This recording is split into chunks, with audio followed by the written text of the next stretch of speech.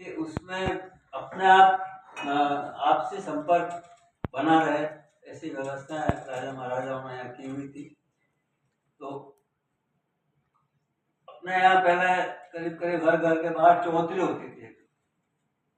अब वो सब मकान के अंदर ले ली गई, लेकिन वो चौधरियाँ थी, उसमें बुजुर्ग लोग बैठे रहते, गली में कौन आ रहा है कौन जा रहा है उसको उनकी निगाह रहती। उदयपुर में क्या हो रहा है, मेवाड़ में दूर की खबर क्या है, वो चर्चा होती। चौधरियाँ सांस्कृतिक विरासत को जीवन, जैसे आज अपन इस मीटिंग में आपस में बात कर रहे हैं, तो उसका लघु रूप वो चौधरियाँ थी। और उन चौधरियों पे हमेशा पुराना क्या था वो नए को ट्रांसफर होता रहता था। तो हमने जो दरबार और जो यहाँ के बसावट के जो थे सूत्रधार, उन लोगों ने जो चौधरियों की परंपरा रखी उसको हम खत्म कर रहे हैं। जबकि मेरे हिसाब से चौधरी पुनर्जीवित की जानी चाहिए, कि जिसमें लोग बाहर बैठे मिलें उठें, आते जाते को देखें, नयों का परिचय लें, पुरानों से सीखें।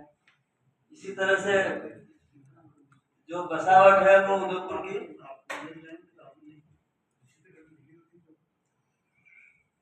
यहाँ पर मोहल्लेवार बसावट है उदयपुर की।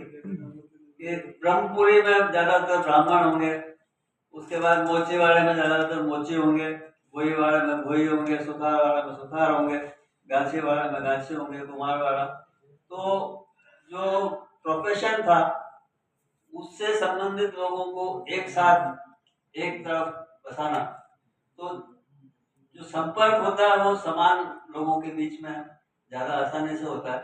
तो ये उदयपुर की विशेषता है कि इसमें जो जो जिनके व्यवसाय थे उन व्यवसाय के आधार पर अलग अलग क्षेत्रों में उनको जगह दी गई या बसाया गया।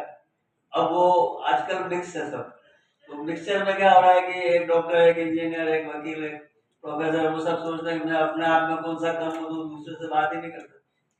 तो उस जमाने में ये था कि समान व्यवसाय के लोग सब समान है, सब आपस में बेटी रिश्ते हैं, तो वो संवाद पूरा रहता था। तो संवाद की कमी में उदयपुर की जो मूल बसावट के जो मोहल्ले हैं उनको अपन ने छोड़ा और कॉम्प्लेक्सों में आ गए। तो कॉम्प्लेक्स तो वैसे ही शब्द ही उसका ये कि जटिल और कठिन और अनअप्रोचेबल, तो हम अप्रोचेबल से नॉन अप्रोचेबल की तरफ बढ़ते जा रहे। तो उदयपुर की विरासत को संबंध रखने के लिए जो पुरानी चीज थी कि भाई अपने अपने व्यवसाय के अपने अपने मोहल्ले हों, तो वो बहुत अच्छी चीज थी। इसके साथ ही झीलों की चर्चा अपन कर चुके हैं, लेकिन झीलों के जो घाट हैं तो बहुत जगह झीलें बनती है लेकिन इतने लंबे चौड़े घाट नहीं होते। और आज हम बना रहे हैं उसमें तो पंक्ति में मुश्किल से छोड़ते हैं, कोई इमरजेंसी के लिए उतरने के लिए, बाकी घाट नाम की चीज या सीढ़ी नाम की चीज आज के बांधों में है ही। लेकिन उदयपुर की जो झीलें हैं उसमें फतेह सागर में छतरियां, दोनों तरफ सीढ़ियां, नाव कूदो, कुछ भी करो, पिछवाड़ा में लंबे चौड़े घाट। तो ये घाट भी सांस्कृतिक विरासत को आगे ट्रांसफर करने में, पहुंचाने में, जोड़ने में, बहस करने के लिए महिलाओं को वहाँ जो घर में फुर्सत नहीं मिला वो फुर्सत वहाँ मिलती थी। और जो चर्चा के विषय होते थे वो जिसको भड़ास निकालनी हो, बहू को सास के निकालनी हो, सास की बहू को निकालनी हो, वो सब उन घाटों पे निकलती थी। तो कपड़े धोने के साथ